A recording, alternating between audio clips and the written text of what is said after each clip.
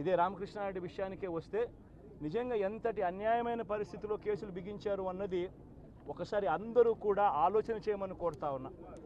ఇదే విషయం కారంపూడి ఘటన జరిగింది ఎప్పుడు?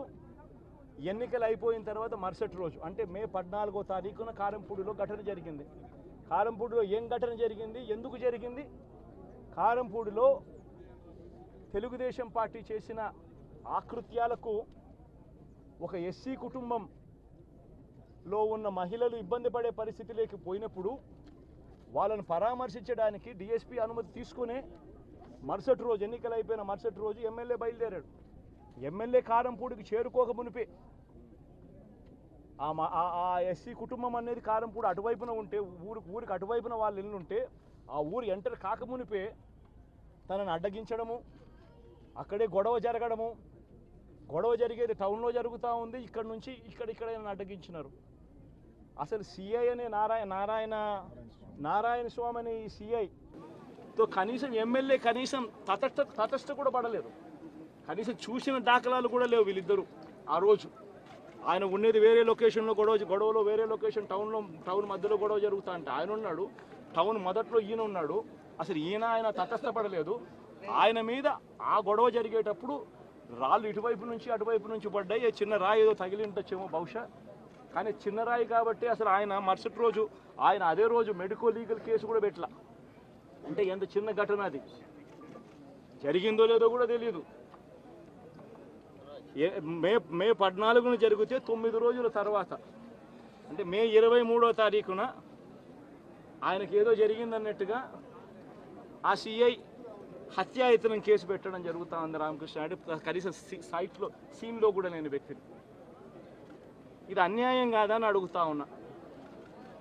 అసలు ఇన్సిడెంటే జరిగిందో లేదో కూడా తెలియదు ఆయనకి. ఏ మేర ఇన్సిడెంట్ నిజంగానే జరిగిందంటే మే 14న ఆయన జరిగిందంటే మే 15వ తారీఖునే మెడికో లీగల్ కేసు ఎందుకు పెట్టలేదు? 17వ తారీఖున సిట్ వేసింది కేంద్ర ఎన్నికల సంఘం. 17వ తారీఖు నుంచి 20వ తారీఖు వరకు పల్నాడు ఏరియాలో ఆ సిట్ బృందం తిరిగి ఇన్సిడెంట్ జరిగిన ప్రతి అంశం మీద రిపోర్ట్ ఇచ్చింది. ఆ రిపోర్ట్ ఇచ్చిన దాంట్లో, ఆ సిట్ ఇచ్చిన రిపోర్ట్లలో ఎందుకు ఈ అంశం రాలేదు? మరి ఈ రకంగా ఒక మనిషిని హత్యాయత్నం కేసు మీద బిగించడం ధర్మమేనా?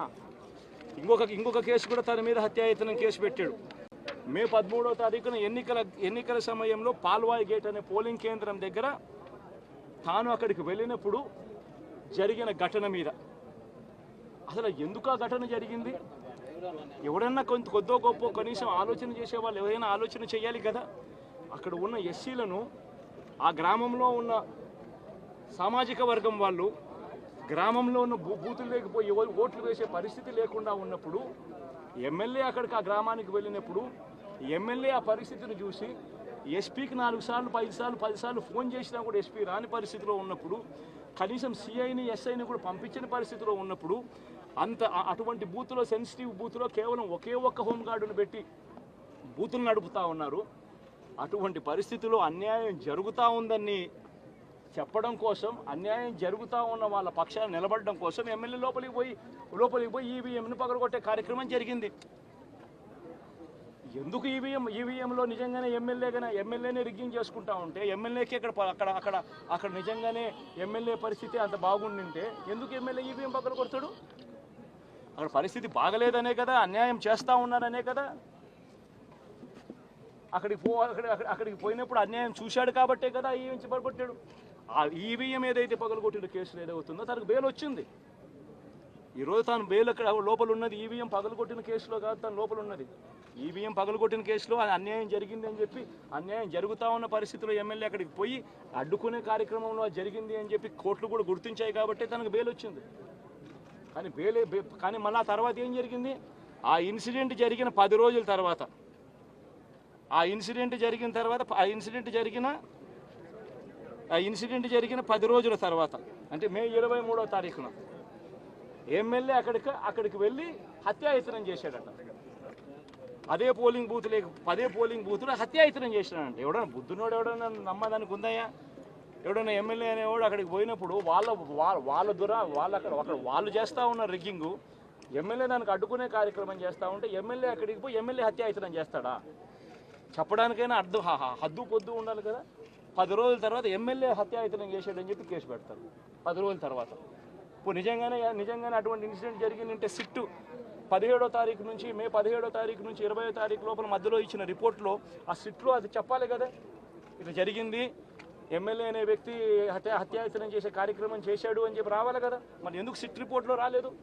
పిన్నెల్లి ఆయన మీద ఒక హత్యాయత్నం, ఈవీఎం బాక్సులు బదలుగొట్టారన్న ఒకటి, ఇవన్నీ కూడా రికార్డెడ్గా దొరికినాయి. రికార్డెడ్గా దొరికిన తర్వాత అరెస్ట్ ప్రక్రియ అనేది ఎలా జరిగిందో మనందరికీ కూడా తెలుసు. ఆయనని తీసుకెళ్ళి ఆయన పరామర్శించడానికి జగన్మోహన్ రెడ్డి అనే వ్యక్తి, ఒక మాజీ సీఎం, ఫస్ట్ తీసుకున్న ప్రోగ్రామ్ కూడా ఏంటంటే ఒక ఖైదీని వెళ్ళి కలవటానికనో ప్రోగ్రామ్ తీసుకున్నారు. అది అతని ఇష్టం. అది కూడా ఏంటి, ఒక 25 లక్షల రూపాయలు ఖర్చు పెట్టుకొని అక్కడికి వెళ్ళి ఒక హెలికాప్టర్లో వెళ్ళారు, ఒక డబ్బున్నవాడు వెళ్ళాడు, తీసుకొని పెట్టుకున్నాడు. నేను ఇక్కడ ఏమంటానంటే యాక్చువల్గా పిన్నెల్లి గారికి ఉన్న ములాఖాతులు టైం అయిపోయింది. ఓకే, అయిపోయింది కాబట్టి అయినా కూడా హ్యుమానిటీ గ్రౌండ్స్లో ఒక ఎక్స్-సీఎం రిక్వెస్ట్ చేస్తే పర్మిషన్ ఇచ్చాం, అవునా కదా. ఇంతకుముందు చంద్రబాబు నాయుడు గారిని అక్రమంగా జైల్లో పెట్టినప్పుడు కుటుంబ సభ్యులకి 3వ ములాఖాత్ ఇవ్వాలంటే ఇచ్చేవారు కాదు. కానీ ఈరోజు మేము ఏం చేసాము, అతని రిక్వెస్ట్ అంటే అతనికి పర్మిషన్ లేదన్న సంగతి కూడా తెలుసుకున్న తర్వాత కూడా అతను రెడీ అయ్యారంటే అక్కడ గలాటా సృష్టించడానిక? యాజ్ పర్ రూల్కి పైకి వచ్చి హ్యుమానిటీ బేసిస్ మీద ఇచ్చాం. అఫ్ కోర్స్ ఈరోజు మేము చాలామంది చెప్తున్నారు దండోపదండాలకు వెళ్తున్నారు, అలాగే వెళ్తున్నారు, ఇలాగ వెళ్తున్నారని. నేను ఒకసారి ప్రిజెన్స్ ఐజీ గారితో కూడా మాట్లాడినా, అసలు ఎంతమంది ములాఖాతులు వెళ్తున్నాయి, యాజ్ పర్ రూల్ ఎలా వెళ్తున్నాయి, మేము అన్నీ కూడా మాట్లాడుకుంటున్నాం. ఆయన బయటకు వచ్చి ఈరోజు బయటకు వచ్చి అక్రమంగా అరెస్టులు చేశారు. అక్రమంగా ఏం సీసీ ఫుటేజ్ చూసిన వాళ్ళు ఎవరైనా అక్రమ కోర్టు ఇచ్చిందండి అతను అరెస్ట్ చేయమని? దేని మీద బెయిల్ వచ్చిందని ఇప్పుడు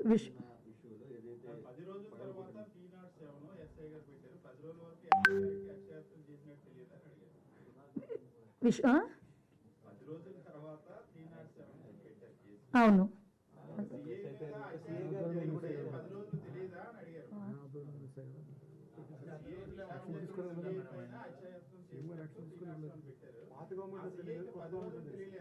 అదేనండి, పాత గవర్నమెంట్ ఎట్టనివ్వలేదు, కొత్త గవర్నమెంట్ వచ్చిన పెట్టారు. ఎలక్షన్ కమిషన్ అన్నా అసలు భలే మాట్లాడతారండి సతీష్ గారు మీరు.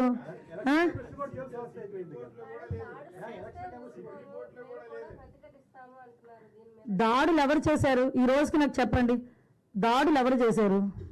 దాడులు చేసినట్టు ఎక్కడైనా రికార్డెడ్గా ఉన్నాయా? ఎవరైనా కంప్లైంట్ ఇచ్చారా? ఏదైనా త్రూ రూల్ ప్రకారం చేస్తున్నాము. రూల్ ప్రకారం చేసేటప్పుడు దాన్ని కూడా దాడుల కింద మాట్లాడుకోవాలనుకుంటే మరి గత 5 సంవత్సరాలు చేసింది ఏమనుకోవాలి మేము? గత 5 సంవత్సరాలు చేసింది ఏమనుకోవాలమ్మా? స్టార్ట్ అయిన దగ్గర నుంచి మొదలు పెట్టారు కదా, ప్రజావేదిక కూల్చిన దగ్గర నుంచి మొదలు పెట్టారు కదా. మాలాంటి వాళ్ళందరి మీద కూడా 20 నా మీద ఒక 23 కేసులు, ఈవిడ మీద ఒక 7 కేసులు. ఏంటవన్నీ? మేము అవన్నీ కక్ష తీర్చుకోవాలని మేము మాట్లాడలేదు కదా. కక్ష తీర్చుకోవాలనుకుంటే వేరేగా ఉండేది. కానీ ఈ రోజుకి కూడా మేము పబ్లిక్ చెప్తున్నాం, చూపిస్తున్నాం, ఇది ఇలా జరుగుతుంది అని చూపిస్తున్నాం. దానికి ప్రతీకార దాడులు ఎక్కడ జరిగినాయని? ప్రతీకార దాడులు అంటే రెచ్చగొడుతున్నారా ఈరోజు వచ్చి?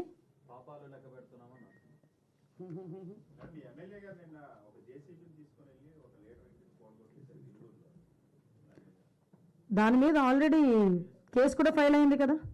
మీరు అది అడుగుతున్నారే కానీ పక్కన చంద్రశేఖర్ రెడ్డి అక్కడికి వెళ్ళి మున్సిపల్ ఉద్యోగులు తోసేసిన సంఘటన అడగరు. అదెవరు కేసు పెట్టారు చూడండి ఒకసారి వెళ్ళి. మేము మాట్లాడితే మళ్ళీ కేసు పెట్టారేమో. ఎక్స్ఎమ్మెల్యే నేను ఏమంటానంటే మీరు క్వశ్చన్ చేసేటప్పుడు కూడా కార్నర్ సెట్ క్వశ్చన్ చేస్తే మేము అంతే కార్నర్గా మేము సమాధానం చెప్తాం. అది నేను ఎగ్జాంపుల్ అండి, best example. As a home minister I have 23 cases, atrocity కేసుతో సైతం. అట్రాసిటీ కేసు నా మీద ఉంది. నేను కడపకి వెళ్ళి కోర్టుకి అటెండ్ అవుతున్నా. డీసీపీ గారు కూడా చెప్తున్నాను నేను, అది ఏదో చూడండి సార్ అని.